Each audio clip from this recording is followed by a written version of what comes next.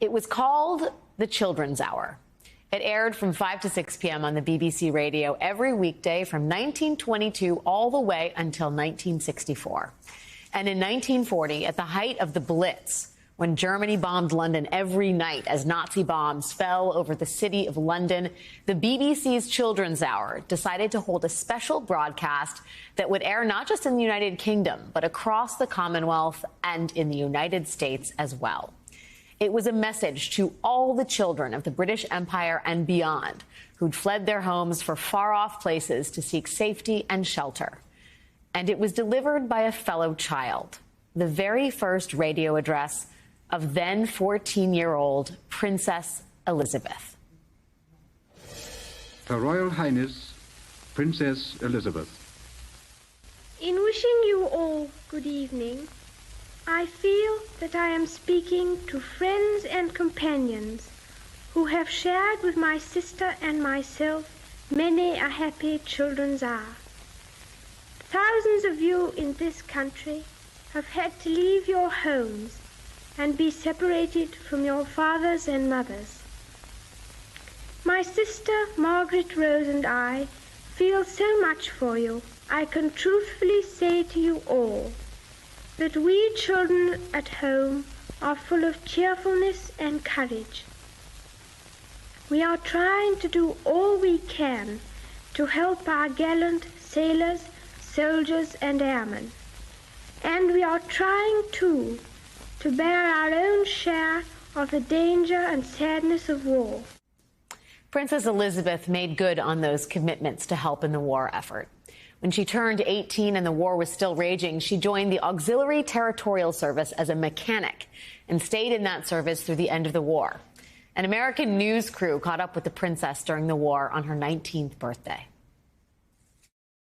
On her 19th birthday, the heiress presumptive to England's throne learns a few facts about tires and carburetors.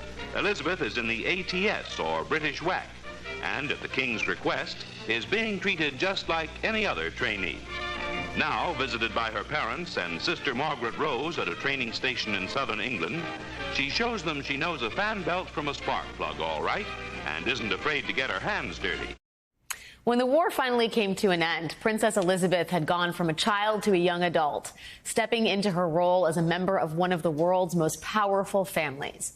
In 1947, she took her first overseas journey, accompanying her parents on a trip through southern Africa. It was the first adventure of a young woman who would grow up to become one of England's most peripatetic monarchs. In 1952, Princess Elizabeth was traveling to Nairobi, Kenya, when she got the news that would change her life forever. She was staying in what was effectively a treehouse, a treetops hotel, when she got the news that her father, the king, had died, and she had just become the Queen of England. She was 25 years old. Diplomat and politician Harold Nicolson, he wrote in his diary at the time, she became queen while in a perch in a tree in Africa, watching the rhinoceros come down to the pool to drink. Her coronation took place the next year. It was the first ever coronation of a British monarch to feature live television broadcasts from within Westminster Abbey. It was watched live by more than 20 million people in the UK, and it was rebroadcast in the US to an audience of over 85 million. A ceremony 10 centuries old was repeated in London today as the British Commonwealth and people crowned their Queen Elizabeth II with ancient pomp and religious solemnity. Crowds watch from the railing as the peers, including the Duke of Edinburgh, replace their coronets. The solemn moment of the coronation, the most colorful ceremony of this century, is now history. Early in her reign, Queen Elizabeth made it clear that she would not watch history pass her by from the confines of Buckingham Palace. She began traveling, first across the British Commonwealth and then the world. She saw Iran under the Shah before the Iranian Revolution. She met with leaders of India from Indira Gandhi to Narendra Modi. With the lone exception of Lyndon Johnson, every American president, from Truman to Biden, met Queen Elizabeth.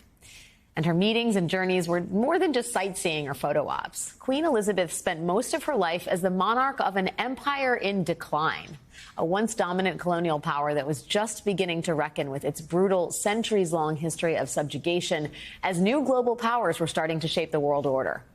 During her 70-year reign, Queen Elizabeth would oversee almost all of the unwinding of British colonialism that took place in the 20th and 21st centuries. From the fallout over the partition of India, which happened just before she ascended the throne, to Barbados declaring itself a republic and taking the Queen off of its money, which took place just last year. She watched as the world changed and her country's place in the world changed with it. Queen Elizabeth died today at the age of 96.